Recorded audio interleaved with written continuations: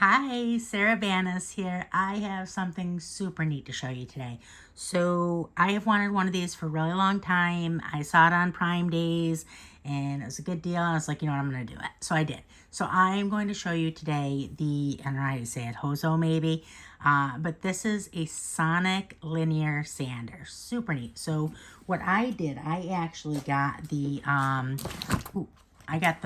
larger version with the with all of the different heads. And the reason that I did that is that I don't have to now change out my head, so it has all of the different shapes and each of the different grits.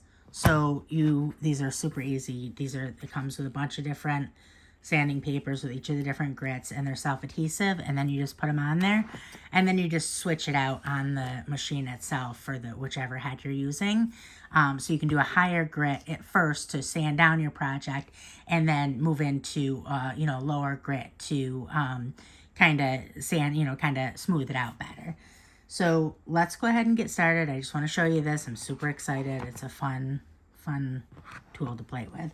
So what we're going to do, the reason that I want it for two things, I want it for my 3D print projects to be able to sand those down, but I also want it for my laser projects so that I can sand the edges of my wood down. And see, with this one, I already started to sand it down just to try it out. Super excited. So we're going to sand down the edge of this, and we're also going to kind of bevel it so that it's got a nice, it's not just that flat laser cut, So, and I'll link this in the video description. And this is also cordless, which is nice. So let's put down a piece of paper. So we have, not making a mess on my workspace. And let's take this. And so I'm actually gonna, let's go ahead and use a higher grit just to get started. That's how you take it out of there. You just kind of turn it and kind of wiggle it out. Okay, so that's that one. So let's go with a 240 grit to start. So I'll show you how to put the sandpaper on there. It's super easy. So this is the 240. And you just pop that right off of there. See, it's self-adhesive. And then you just kind of pop it on there. Oops.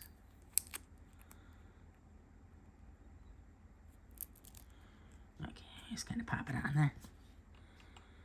And then put that in and close it. And so when you turn it on, it's neat because you have a slider that you can make it go more or less. So let's go ahead. I'll show you. First, let's take the